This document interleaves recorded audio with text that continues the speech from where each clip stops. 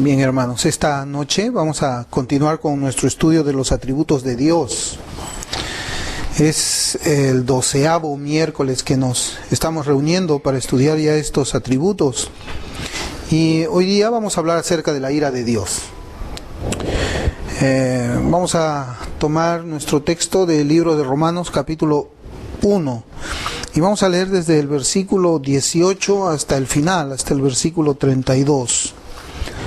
Entonces, vamos a ir viendo también otros pasajes de la Escritura, conforme vamos avanzando nosotros en nuestro estudio. Entonces, Romanos capítulo 1, desde el versículo 18 hasta el final, versículo 32. Yo voy a leer de la versión de la Biblia de las Américas.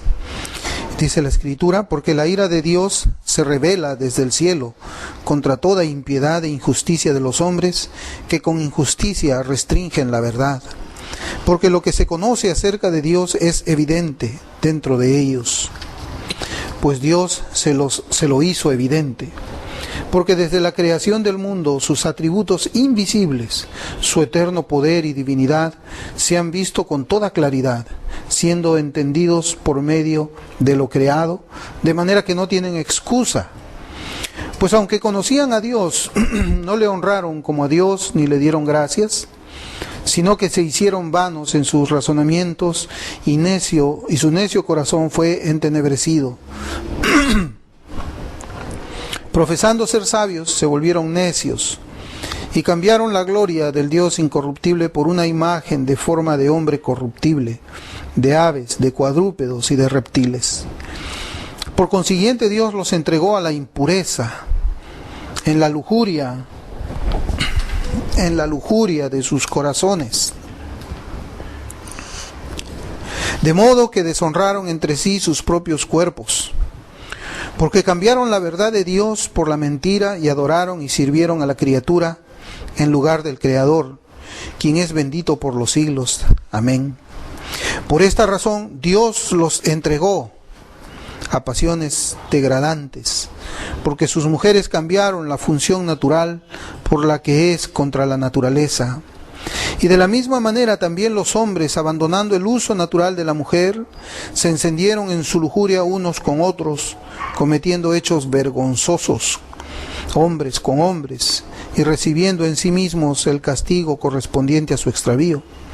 Y como ellos no tuvieron a bien reconocer a Dios, Dios los entregó a una mente depravada para que hicieran las cosas que no convienen, estando llenos de toda injusticia, maldad, avaricia y malicia, colmados de envidia, homicidios, pleitos, engaños y malignidad.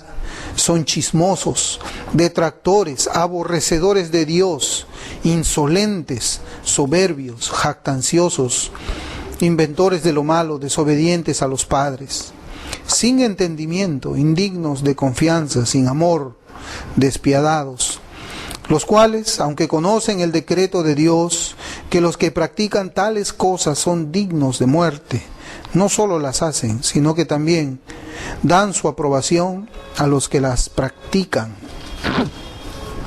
Bien, de esa manera hemos leído nuestro pasaje para esta noche, para meditar en el atributo de Dios, la ira de Dios.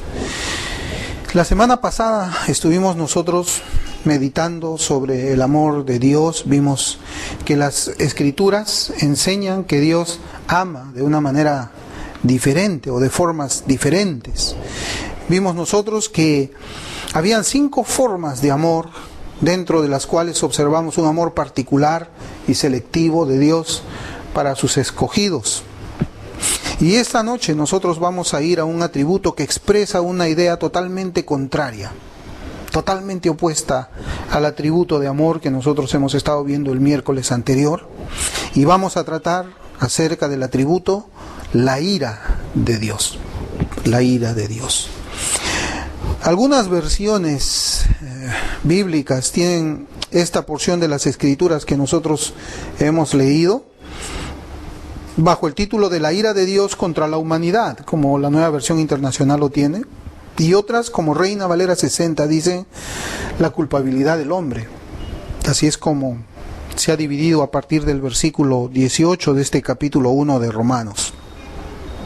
Pero todas ellas comienzan su sección haciendo mención de las siguientes palabras que se encuentran al inicio del versículo 18. Dice, porque la ira de Dios se revela. Estas palabras dicen pues de una manera innegable que hay una ira. Hay una ira. Y en los tiempos actuales se habla poco o casi nada acerca de este atributo divino. Es posible que muchos pensemos que si la ira de Dios fuese mencionada pocas o ninguna vez, esta podría desaparecer o atenuarse.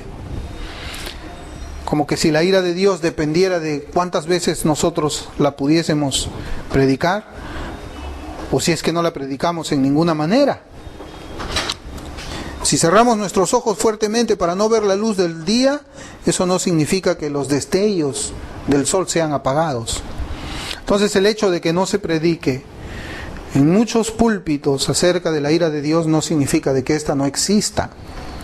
Por eso es que cuando nosotros hablamos de este tema de la ira de Dios, puede resultar novedoso para muchos hermanos, muchos creyentes, ya que nunca han escuchado tal atributo en Dios. Quizás el único atributo que la mayoría de creyentes puede conocer es Dios es amor. Lo habíamos explicado el miércoles pasado, que eso correspondía a que pues es una palabra que resulta bien cómoda también en la sociedad moderna. ¿A quién no le gusta escuchar eso? Dios es amor. Hablamos también de alguna encuesta, se acordarán ustedes, ¿no? Que habían dos variables a una pregunta, o sea, había dos variables a una pregunta. ¿Cómo prefieres tú ver a Cristo? ¿Como amigo? ¿O prefieres verlo como rey? Y ellos decían, yo prefiero verlo como amigo. ¿Y cómo preferirías, no? Una suposición, ver a Cristo como amigo o verlo como juez. Bueno, las 2/3 partes decían de que preferían verlo como amigo a la primera pregunta. Y seguramente que más de las 2/3 partes les gustaría no ver a Cristo como juez. No ver a Cristo como juez. Wayne Grudem, en su obra Teología Sistemática, en la página 159, afirma: este asunto no es tan trivial como pudiera parecer. Hay la posibilidad de que adoptemos un orden equivocado de los atributos o que hagamos tanto énfasis en algunos que no presentemos los demás apropiadamente. Hablar de la ira de Dios es necesario y nosotros vamos a ver por qué. Wayne Grudem tiene razón. A veces cuando nosotros hemos escuchado o hemos predicado mucho acerca del amor de Dios, lo único que hemos conseguido es distorsionar la figura de Dios. Y a través de esa distorsión de la figura de Dios, lo que también hemos conseguido es dar una falsa seguridad al pecador. Dios es amor.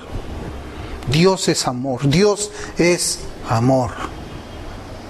Y esa falsa seguridad está en que como Dios es amor, pues no puede de repente castigar la maldad, el pecado.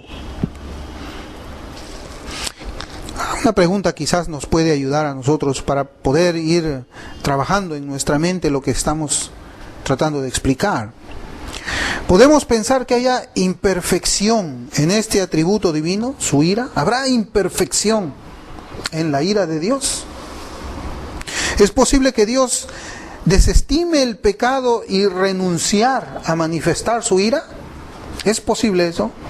¿Que Dios lo desestime? Por ejemplo, en Romanos 9:22 de la Nueva Versión Internacional dice: ¿y qué si Dios, queriendo mostrar su ira y dar a conocer su poder, soportó con mucha paciencia a los que eran objeto de su castigo y estaban destinados a la destrucción? Queriendo mostrar su ira, dice Romanos 9:22. Pero estábamos preguntando si es que es posible que Dios desestime el pecado y renunciara a manifestar su ira. Dios es amor. ¿Es posible que sea eso? Dios no condena, si Dios no condenara al malvado, si Dios no lo hiciera, si Dios no lo castigara, si Dios no descargaría su ira sobre el malvado, entonces Dios sería partícipe de la maldad de ellos. porque no lo castiga. Si Dios no castigara al malvado, entonces Dios estaría indultando al pecador. Indultando. ¿Sabemos lo que esa palabra indulto significa?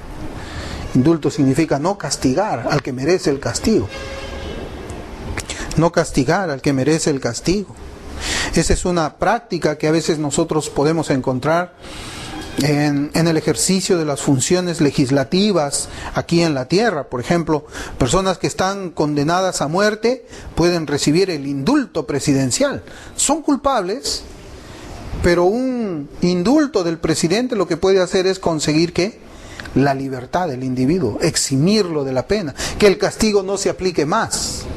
Entonces, si Dios desestima el pecado y renuncia a manifestar su ira, entonces Él prácticamente estaría indultando a un pecador que merece castigo. La ira divina es la santidad divina puesta en marcha. Porque Dios es santo, Él aborrece al pecado y al que comete el pecado, es decir, al pecador. Aunque ya hemos escuchado la frase célebre que dice Dios ama al pecador, pero aborrece al pecado. ¿Y de dónde vino eso? Eso no se encuentra en las escrituras. ¿Dónde vino eso? Eso viene de los proverbios de Mahatma Gandhi. Mahatma Gandhi. Esa no es una frase que se encuentra en las escrituras. Aunque muchas personas, muchos maestros, también escritores de libros mencionan bastante esto, pues no se encuentra en las escrituras. Basta solamente preguntarnos a esta frase, hacer unas simples preguntas. ¿A quién condena Dios al infierno? ¿Al pecado o al pecador? Al pecador. El Salmo 5:5 es un pasaje que nosotros conocemos bastante y que se encuentra aquí en las Escrituras. Y dice, los que se ensalzan no estarán delante de tus ojos. Aborreces a todos los que hacen iniquidad. Los aborreces. Y el Salmo 7:11 también dice igual. Dios es juez justo y un Dios que se indigna cada día contra el impío. Esta es la interpretación que hace la Biblia de las Américas, pero el Reina Valera 60 dice, Dios es juez justo y está airado contra el impío todos los días. Airado, ira contra el impío todos los días. Entonces las Escrituras hablan de ira. Las Escrituras no dicen de que Dios es solamente amor o que los otros atributos de Dios deben de ser interpretados a través de este atributo amor. No, Dios es amor, pero también es ira. Dios es amor, pero también es ira. Ahora, ¿cómo se manifiesta la ira de Dios? Primeramente debemos tener en cuenta que la justicia de Dios es Dios actuando y hablando en conformidad con quien Él es. Y cuando nos referimos a la justicia divina lo hacemos en lo que se conoce como la justicia retributiva o una justicia que retribuye, que da retribución. Una manera más simple de decirlo es el castigo divino. Eso es lo que significa la justicia divina, significa el castigo divino, la retribución, la paga, como dice la Biblia, la paga del pecado es muerte, es lo que dice la Biblia. Y esa es como estamos diciendo, la justicia retributiva. Y esta es la expresión necesaria de la reacción de Dios hacia el pecado y la maldad. Dios tiene que reaccionar contra el pecado y contra la maldad. Y esa reacción que Dios hace es lo que se conoce como el castigo divino, Entonces esta justicia divina o castigo divino no es algo que Dios puede o no puede ejercer. Algunas veces nosotros creemos, es posible que Dios decide en algún momento no condenarnos, no castigarnos, no hacernos objetos de su ira. Pero no, nosotros no tenemos que pensar así, porque este atributo o este castigo o esta justicia debe de ejercerse. No es como el amor de Dios, no es como la gracia de Dios, no es como la misericordia de Dios. Dios puede tener misericordia con alguien como no puede tener misericordia con alguien. Dios puede darle su gracia a alguien como no puede darle su gracia a ese alguien. Pero el castigo divino, la retribución divina para el pecador que no se ha arrepentido, es la ira sobre ese pecador. Sí o sí. Dios va a hacerlo. Dios no va a cambiar en ese sentido. No lo va a hacer. El castigo divino es algo que Dios va a llevar a cabo porque debe ser considerado como un asunto de deuda. Es como una deuda a Dios, el pecado. Y Dios no puede dejar de castigar porque violaría su propia naturaleza, que es santa y justa. Si Dios dejara de su ira a un lado contra el pecador, entonces su persona ya no podría ser santa y justa. Pero como Él no cambia, como Él es inmutable, como hemos visto, en todas sus perfecciones, Dios va a castigar ciertamente al pecador, al objeto de su ira. Todo pecado, pues, es castigado en la persona del pecador o en la persona de un sustituto. Eso es la forma como Dios trata con el pecado. Trata con la persona del pecador su ira o sobre un sustituto que esa persona tenga. Y eso es lo que nosotros encontramos en la cruz. La ira de Dios no está sobre quienes Cristo los ha sustituido en la cruz del Calvario. La ira de Dios no está sobre ellos, porque es el sustituto de ese pecador. Pero aquellos que no tienen un sustituto, aquellos que por fe no han creído que Cristo pagó sus pecados en la cruz, definitivamente van a ser objeto de la ira divina, sí o sí. Entonces la justicia retributiva o castigo también es llamada la ira de Dios. Debemos de preguntarnos, ¿es la ira de Dios un atributo? Porque nosotros estamos diciendo que sí. ¿Pero es un atributo la ira de Dios? Miren, algunos piensan que la ira de Dios es una fuerza controlada por Él mismo, pero que no es parte de su persona. Es una fuerza fuera de Él, que Él la controla sobre una persona o no la pone sobre otra persona. Es decir, no forma parte de su persona. Eso es lo que algunos piensan. Otros piensan que la ira de Dios es el resultado cuando Dios pierde el control. Así como nosotros algunas veces nos enfadamos o estamos bajo, situaciones que a veces hacen de que nosotros nos enojemos y podemos estallar en ira. Así también piensan algunos, que la ira de Dios es solamente una reacción de Dios. Es cuando Dios pierde el control de todo, cuando se le enfurece, cuando algo le enfurece. Cuando algo le enfurece. Pero las escrituras afirman que la ira divina es el resultado del amor divino. ¿Por qué? Porque Dios ama la pureza. Porque la ira de Dios es la consecuencia de su amor por la santidad, la justicia y la verdad. Eso es. La ira de Dios es la consecuencia de su amor por la santidad, la justicia y la verdad. Si Dios no amara eso, no habría razón para la ira. Pero como Dios ama, la consecuencia de ese amor tiene que ser necesariamente ira. La ira de Dios debe tener el lugar que las Escrituras le dan. Eso es lo que nosotros tenemos que hacer por medio de este estudio. Tenemos que darle a la ira de Dios el lugar que las Escrituras le dan. Miren, si nosotros negamos la realidad y la necesidad de la ira divina sobre el pecado, también hemos negado la realidad y la necesidad del perdón divino. En otras palabras, donde no hay castigo, no se necesita la gracia. Y el perdón, no se necesita. ¿Para qué buscar perdón donde no hay ira? ¿Para qué hacerlo? Si no hay consecuencias por el pecado, la gracia no es necesaria. Por esa razón es que nosotros tenemos que darle a la ira el lugar que le corresponde. Dios es un Dios de ira también. Dios es un Dios de ira. Y como que el pecado ciertamente trae consecuencias, es necesaria la gracia de Dios. Si no hubiese una pena por el pecado, no se necesitaría la gracia de Dios. Es como una corte de justicia que nosotros podemos encontrar aquí en la tierra, cualquier corte de justicia. Una persona que va a ser sentenciada a la pena máxima se va a acercar al estrado del juez suplicante por misericordia y por perdón, ¿verdad? Pero si en un juicio nadie va a ser condenado, si solamente los juicios son para informarle al reo de sus delitos y luego soltarlos, entonces ¿para qué cosa se va a necesitar o para qué tendría que haber perdón o misericordia de parte del juez. No se necesitaría. Pero la corte de Dios no es así. La corte de Dios no es para informarle a Dios lo que nosotros hemos hecho, lo mal que hemos hecho aquí en la tierra, y Dios simplemente diga, bueno, ya me informaste. No hay castigo, no hay ira. No, hay castigo, hay ira. Y es ahí donde nosotros debemos muchas veces de comenzar a predicar el Evangelio acerca de la ira de Dios. Muchas personas no saben eso afuera.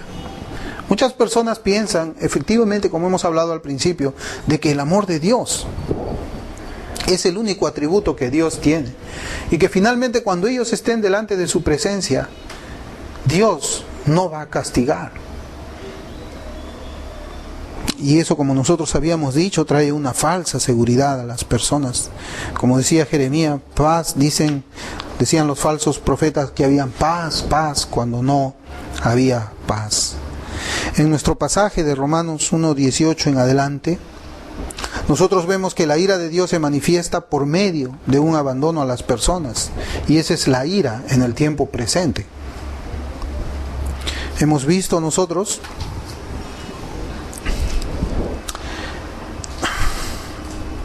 que en el versículo 24 dice la Escritura, por consiguiente Dios los entregó a la impureza. En el versículo 26, por esta razón Dios los entregó a pasiones degradantes. En el versículo 28, y como ellos no tuvieron a bien reconocer a Dios, Dios los entregó a una mente depravada.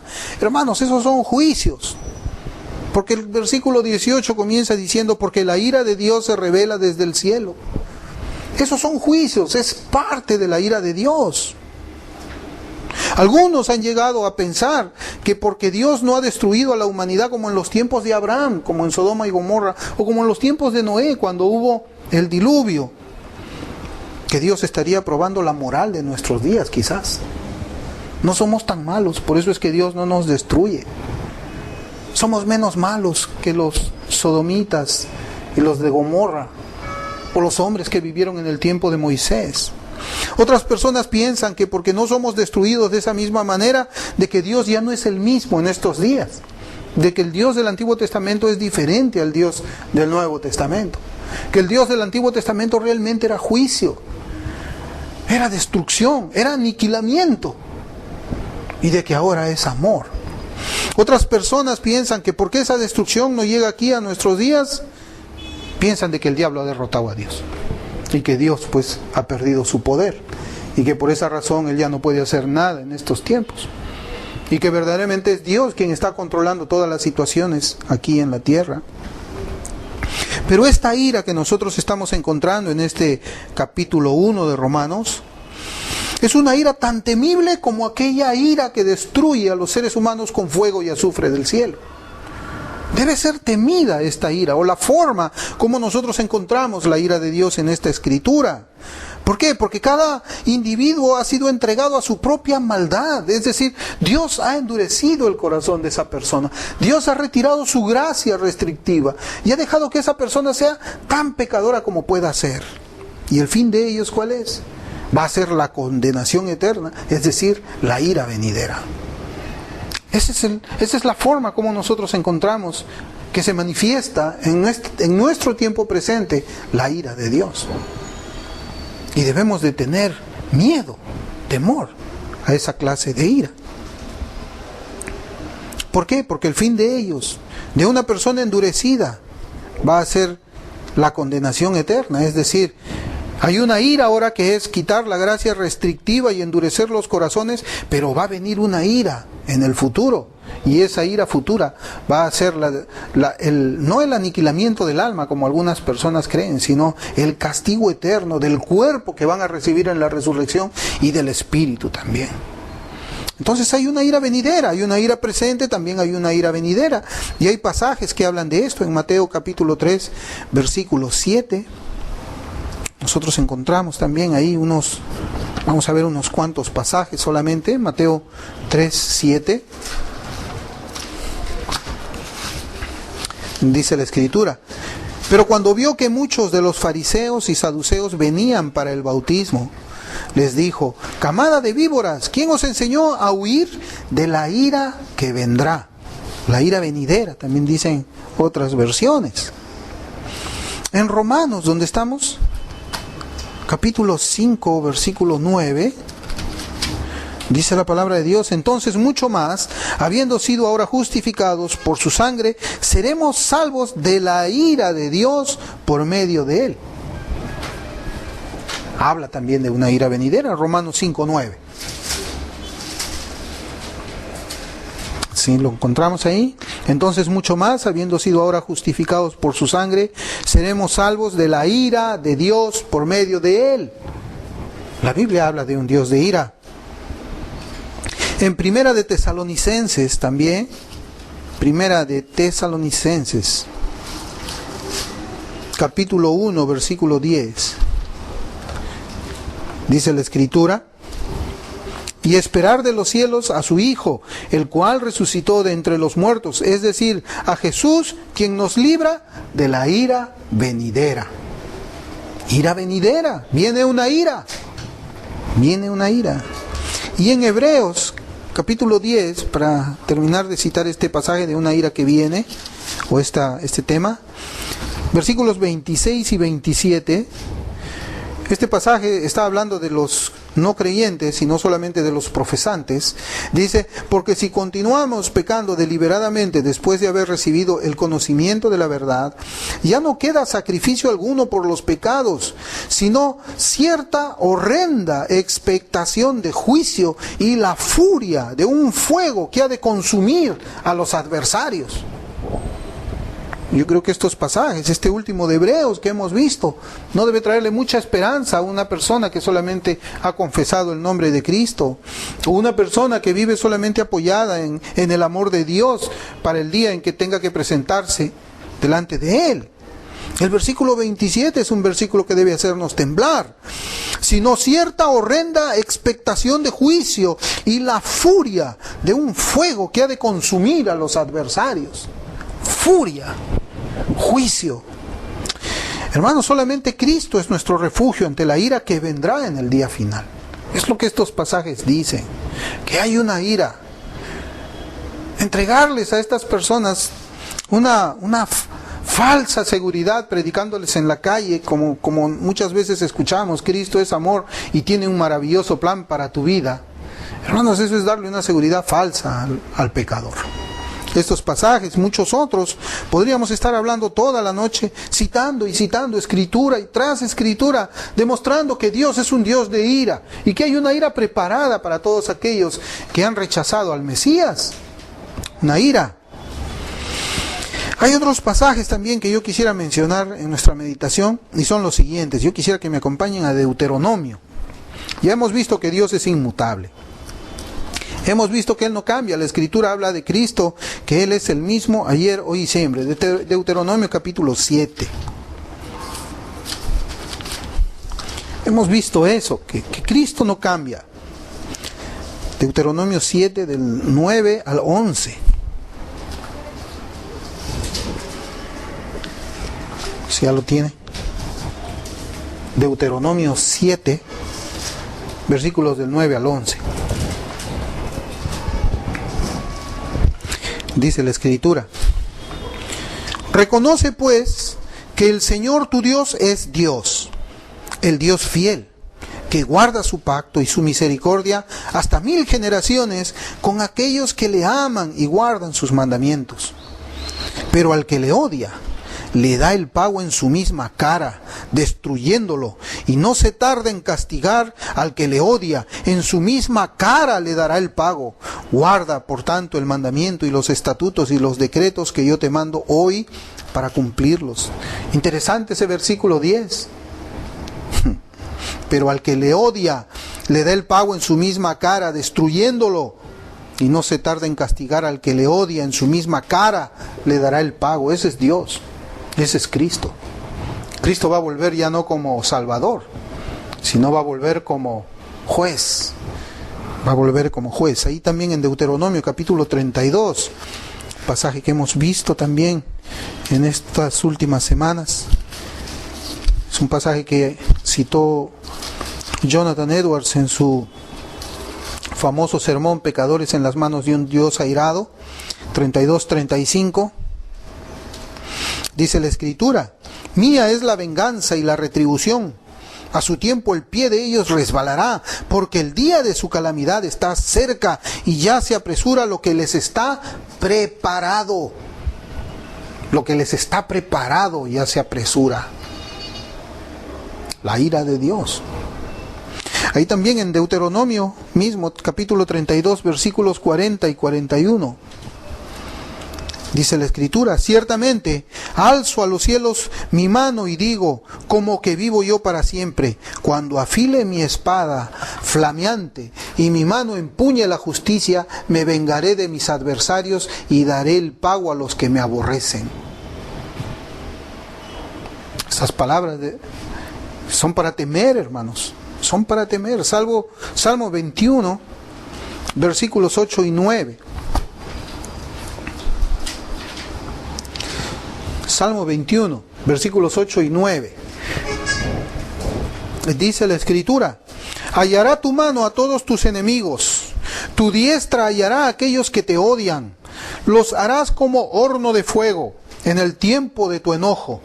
El Señor en su ira los devorará y fuego los consumirá. Finalmente en Isaías 59, 18.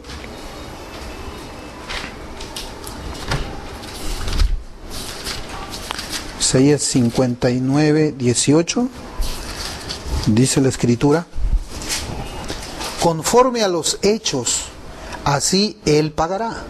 Furor para sus adversarios, justo pago para sus enemigos, a las islas dará su pago. No podemos, hermanos, seguir citando más pasajes acerca de cómo es Dios.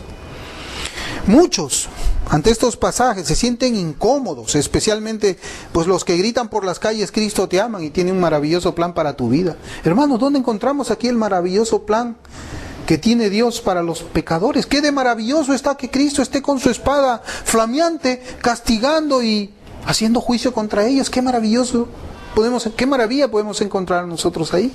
No la hay. No hay ninguna maravilla ahí.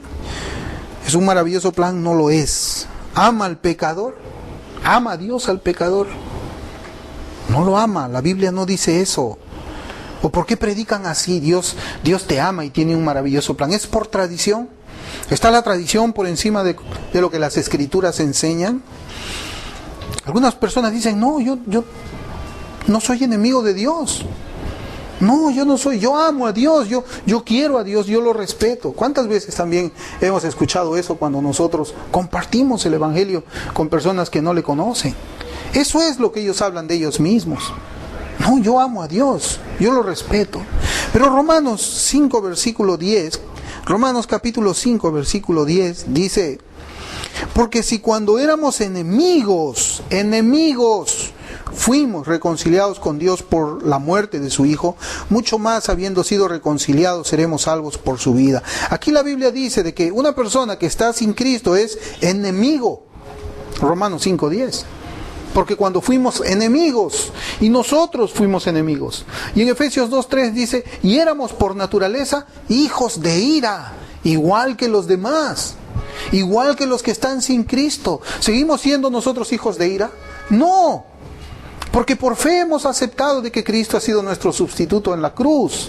Pero aquellos que no han aceptado eso, han rechazado el Evangelio del Mesías, ¿son hijos de ira? Son hijos de ira.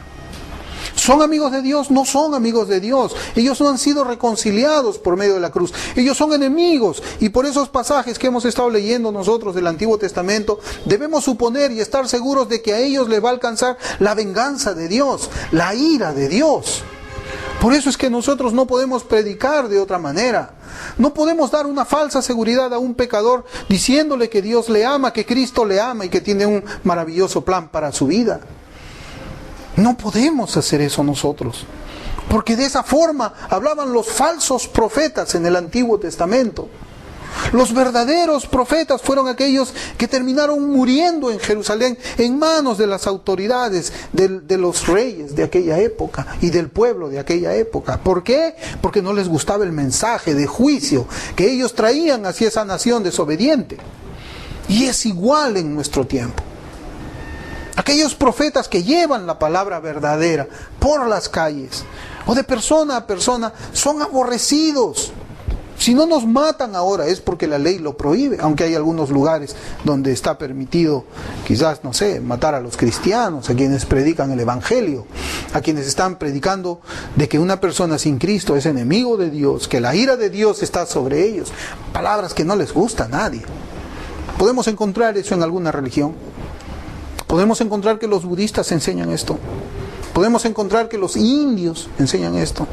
Podemos encontrar que los islámicos enseñan esto. No lo enseñan. No lo enseñan.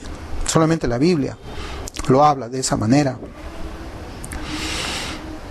Uno de los pasajes que me ha asombrado mucho acerca del carácter de Dios fue cuando escuché un sermón acerca de la destrucción de Amalek. Yo quisiera que, por favor, me acompañen a 1 Samuel y quisiera comentarles un poco acerca de este sermón. Yo dos veces en mi vida he escuchado dos sermones, ¿no?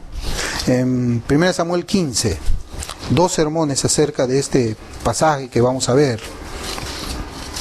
Vamos a leer los 3 primeros versículos de 1 Samuel 15. Y la diferencia entre estos dos pasajes fue de que la primera vez que yo escuché predicar acerca de este pasaje, obviamente que habla de toda la desobediencia de Saúl, la primera fue por un siervo de Dios. Un siervo de Dios que estaba hablando acerca de que Dios vengaba a los suyos, hablaba de la ira de Dios, la venganza de Dios por aquellos que habían atacado su pueblo. Esa fue la primera vez. Y la segunda vez yo la escuché de un predicador argentino que le llaman el pastor de los jóvenes, Dante Gebel. Hermanos, este predicador argentino, de principio a fin de estos pasajes, hizo pues una obra teatral cómica nada más.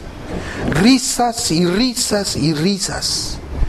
Y era una comparación totalmente abismal de la forma como es que yo había escuchado predicarlo por primera vez y la segunda vez que lo escuché por él. Y realmente era indignante escuchar cómo es que este hombre hablaba de esto. Y más porque quiero que prestemos atención a lo siguiente acerca del carácter de Dios. Y este pasaje, estos 3 primeros versículos, en ninguna manera pueden dar lugar, pueden dar pie a que nosotros podamos encontrar algo divertido o que pueda entretener y divertir al pueblo de Dios. Y no creo que el pueblo de Dios pueda tampoco aplaudirlo o aprobar esa predicación mediante sus risas desde sus asientos. Primera de Samuel, capítulo 15, versículos 1 y 3. Yo estoy con la Biblia de las Américas. Dice la palabra de Dios.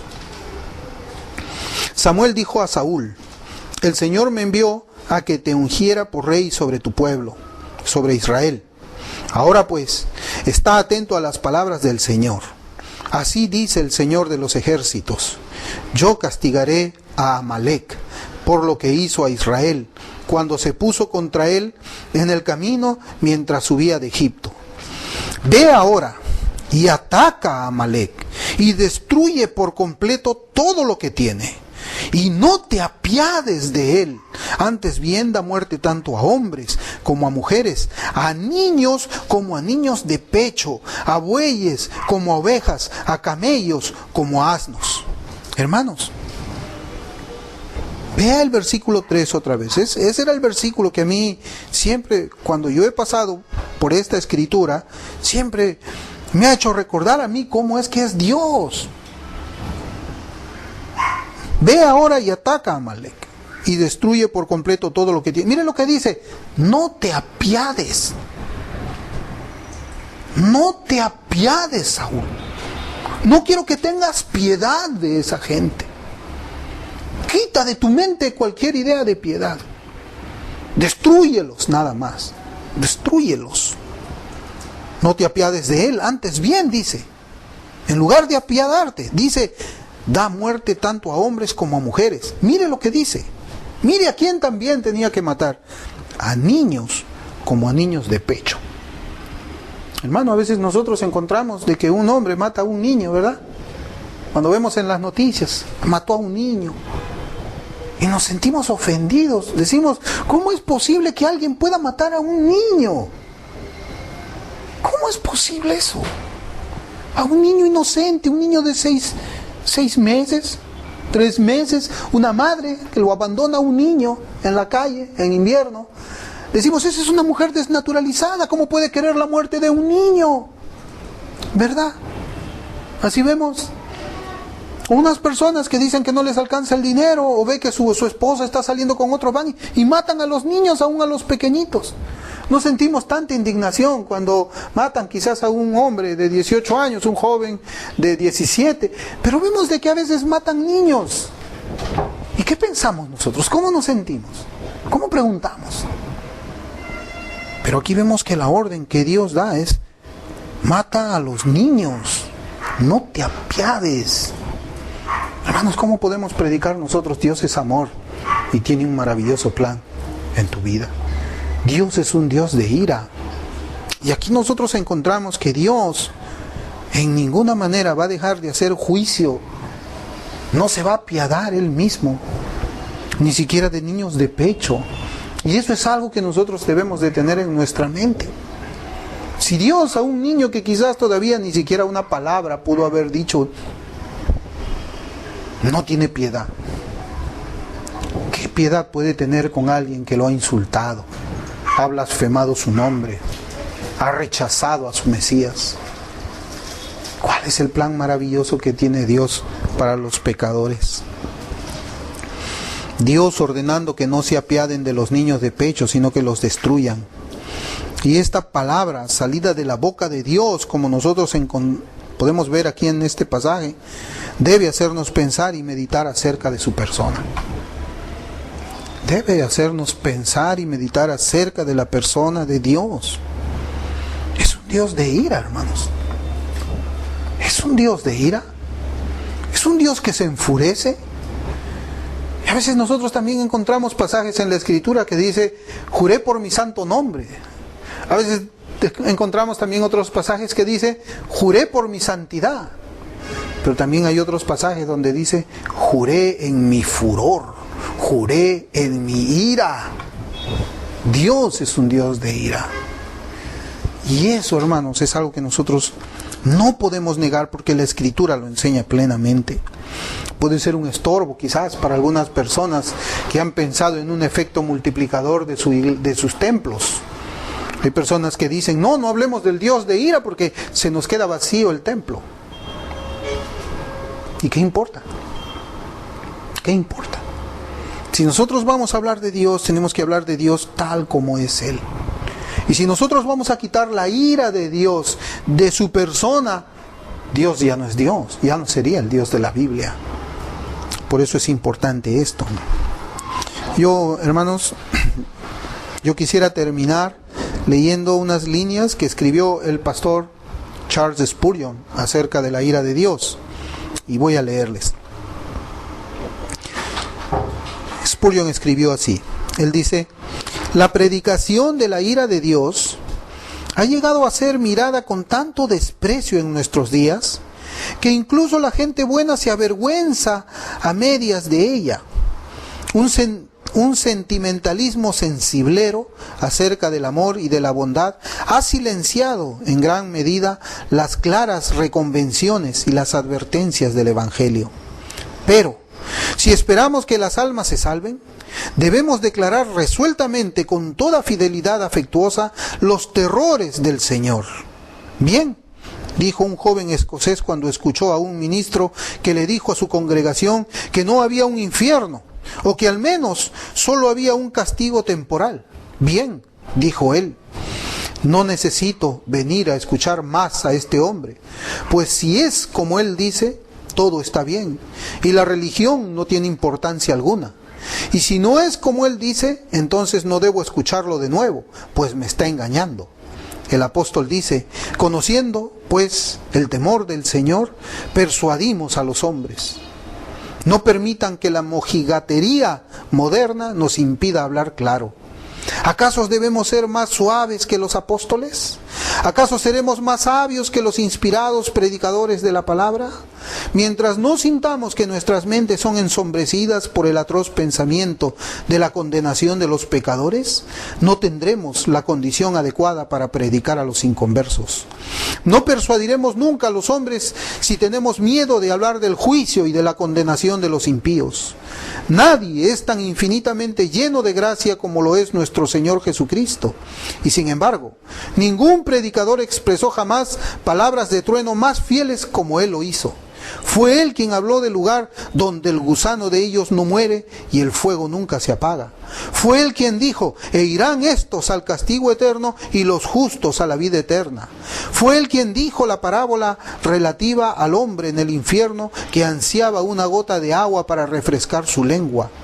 Nosotros debemos ser tan claros como Cristo, tan categóricos en honestidad para con las almas de los hombres, o tendremos que rendir cuentas al final por nuestra traición. Si adulamos a nuestros semejantes con sueños afectuosos en cuanto a la pequeñez del futuro castigo, nos detestarán eternamente por haberlos engañado, y en el mundo de su tortura invocarán perpetuas maldiciones sobre nosotros por haber profetizado cosas tranquilas y no haberles expresado la atroz verdad. Esto es lo que dijo Charles Spurgeon, hermano. Esto ha sido en el año 1850 y algo. 1850 y algo. Hace como 170 años atrás. Y es lo mismo que ocurre hoy día. Quizás en mayor grado, pero es lo mismo. Si nosotros no predicamos fielmente el Evangelio, pues todas esas almas que se van a ir al infierno porque nosotros no les advertimos, desde allá nos estarán echando maldiciones, hermano. Estarán maldiciendo nuestras vidas. Pero sabemos que Dios está en control de todos. Lectura que hice del pastor Spurgeon está en Palabras de consejo para obreros cristianos. Es lo que estaba escrito en él. Entonces es importante que nosotros estemos alertas siempre de que Dios efectivamente es amor, porque así nosotros lo hemos predicado, lo hemos enseñado el miércoles pasado, pero este miércoles también estamos viendo que Dios es ira. Dios es ira. Y sería una infamia, Señor, sería una infamia, sería una cobardía de nuestra parte no expresarle a los pecadores que Dios también es un Dios de ira. Vamos a orar. Señor Santo, gracias te damos, Padre, por este tiempo que hemos abierto tu palabra y hemos estado, Señor, meditando en tu carácter, en tu ira. Señor Santo, vemos que tú eres un Dios de furor, un Dios que se enciende, Señor, contra el pecado y contra toda maldad. Padre bendito, sabemos que esto muchas veces no es agradable para aquellos que quieren vivir con paz fingida aquí en la tierra, Señor. No es agradable para algunos predicadores que han omitido, Señor, esta parte de tu persona con el hecho o con la finalidad de tener sus templos llenos. Padre Santo, ayúdanos a que imitemos lo bueno, a predicar como Cristo predicó, a predicar como tus apóstoles, Señor, predicaron también. Gracias te damos, Señor. En tus manos estamos, en el nombre de Jesús. Amén.